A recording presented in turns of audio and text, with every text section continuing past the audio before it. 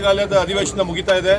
19ರಿಂದ 25ನೇ ತಾರೀಕು ಒಳಗಡೆ ಯಾವ ಸಮಯದಲ್ಲಾದರೂ ಕೂಡ ಭಾರತ ಸರ್ಕಾರ ಅಮೆರಿಕದ ಸರ್ಕಾರದೊಂದಿಗೆ ಕೃಷಿ ವಲಯದಲ್ಲಿ ಮುಕ್ತ ವಾಣಿಜ್ಯ ಒಪ್ಪಂದಕ್ಕೆ ಸಹಿ ಆಗ್ತಾ ಇದೆ.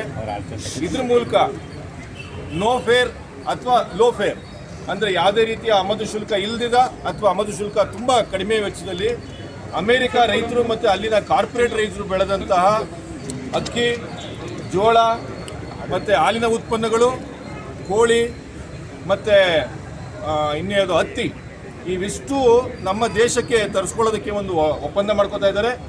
ಈ ರೀತಿ ಒಪ್ಪಂದ ಮಾಡಿಕೊಂಡ್ರೆ ಈಗಾಗಲೇ ಬರೀ ಈ ಥರ ಒಂದು ಒಪ್ಪಂದ ನಡೀತಾ ಇದೆ ಅನ್ನೋ ವಿಚಾರ ಕೇಳ್ಪಟ್ಟೇನೆ ನನ್ನ ರಾಜ್ಯದಲ್ಲಿ ಈಗ ಆಲ್ರೆಡಿ ನೋಡ್ತಾ ಇರ್ಬೋದು, ಮೆಕ್ಕೆಜೋಳದ ಬೆಲೆ ಬಿದ್ದಿದೆ. ಈಗ ಆಲ್ರೆಡಿ ಬೇಳೆದು ಕೂಡ ಬೆಲೆ ಕುಸಿತಾ ಇದೆ. ಇದ್ರ ಮಧ್ಯದಲ್ಲಿ ರಾಜ್ಯ ಸರ್ಕಾರ ಮತ್ತು ಕೇಂದ್ರ ಸರ್ಕಾರ ಒಬ್ಬರೊಬ್ಬರ ಮೇಲೆ ಬೆಳಕಲ್ಲಿ ತೋರಿಸ್ಕೊಂಡು ಇಲ್ಲಿ ಅವ್ರದ್ದೇ ಆದಂಥ ಒಂದು ರಾಜಕೀಯ ನಾಟಕಗಳನ್ನು ಆಡ್ತಾ ಇದ್ದಾರೆ.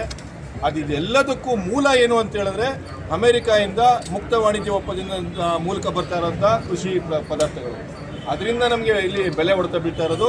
ಹಾಗಾಗಿ ನಾವು ಇವತ್ತು ಯದುವೀರ್ ಕೃಷ್ಣರಾಜ ಒಡೆಯರ್ ಅವ್ರಿಗೆ ಏನು ತಿಳ್ಸಕ್ಕೆ ಬಂದಿದ್ದೀವಿ ಅಂತ ಹೇಳಿದ್ರೆ, ಒಂದು ಕಾಲದಲ್ಲಿ ನಿಮ್ಮ ಅಜ್ಜಿ ತಾತ ಅವರೆಲ್ಲ ತಮ್ಮ ಒಡವೆಗಳನ್ನೇ ಒತ್ತೆ ಇಟ್ಟು ಈ ರಾಜ್ಯಕ್ಕೋಸ್ಕರ ಅಣೆಕಟ್ಟು ಕಟ್ಟಿದಂಥ ಮತ್ತು ರೈತ ಪರವಾಗಿ ನಿಂತ್ಕೊಂಡಂಥ ಕುಟುಂಬ. ಇವತ್ತು ನೀವು ಸಂಸದರಾಗಿದ್ದೀರಿ, ನಿಮ್ಮ ಮೇಲೆ